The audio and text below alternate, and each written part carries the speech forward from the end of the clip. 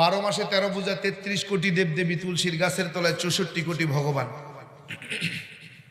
সংস্কৃত ভাষার উপরে পাণ্ডিত্য নিয়ে ডিগ্রি নিয়ে ডক্টরেট করে বেদ পুরাণ রামায়ণ মহাভারত জন্দা বেস্তা স্মৃতি শ্রুতি মনুসংহিতা শ্রীমৎ ভাগবত গীতা রাজভোগ কালীভোগ ছাড়াও অসংখ্য কিতাবাদি গবেষণা করে 44,441 খানা মন্ত্র পড়ে দেখলাম, তার ভিতরে 30,000 মন্ত্র শুধু মুসলমানের গুণগান।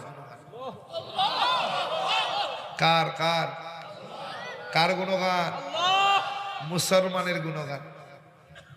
এই 30,000 মন্ত্র কোরআনে হেকিমের 30 পারা, 114টি সূরা, 6,666 মতান্তরে 6,236 আয়াতের সঙ্গে হুবহু মিল পাওয়া যায়।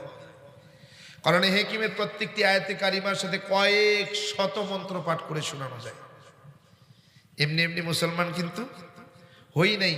এরপরেও সর্বশেষ যেই মন্ত্রটা দেখে আমি কালেমা পড়েছি সেই মন্ত্রটা বলে যাই।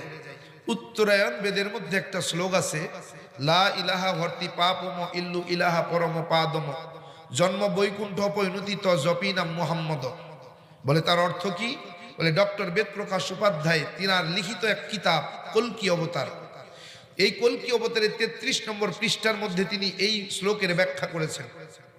বলে লন্ডনের অক্সফোর্ড বিশ্ববিদ্যালয় থেকে 10টা ভাষার উপরে পিএইচডি করা ডক্টর বেদপ্রকাশ উপাধ্যায় তার লিখিত কল্কি অবতারের 33 নম্বর পৃষ্ঠার মধ্যে তিনি বয়ান করেন। বলে ও দুনিয়ার হিন্দু মানুষ শোনো, তুমি যদি নিজেকে সত্যিকারের হিন্দু দাবি করতে চাও তাইলে এই শ্লোকের 2টা অংশ মনে প্রাণে মেনে নাও।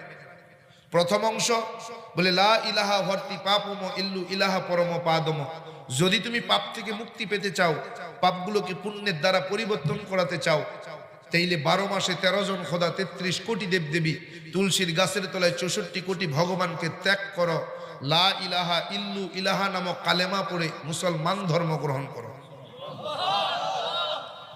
দ্বিতীয় অংশ, জন্ম বৈকুণ্ঠ পৈনতি ত জপি নাম মুহাম্মদ, আর মৃত্যুর পরে যদি বৈকুণ্ঠ নামক স্বর্গে তুমি যেতে চাও, যেই স্বর্গে গেলে পেটে ক্ষুধার যন্ত্রণা থাকবে না, যেই স্বর্গে গেলে পানির পিপাসা লাগবে না, যেই স্বর্গে গেলে গাছের পাকা ফল ছুটায় খেতে কেউ নিষেধ করবে না, যেই স্বর্গে গেলে কখনো তোমার বয়স বাড়বে না, যেই স্বর্গে গেলে কখনো তুমি অসুস্থ হবে না, যেই স্বর্গে গেলে কখনো তুমি মারা যাবে না, যেই স্বর্গে গেলে কখনো তোমাকে আবার দুনিয়ায় ফেরত আসা লাগবে না, ওই স্বর্গে যদি যেতে চাও অপইনুতি ত জপিনাম মুহাম্মদ, তাহলে মুহাম্মদের জীবন আদর্শ তোমার জীবন আদর্শ বানাও।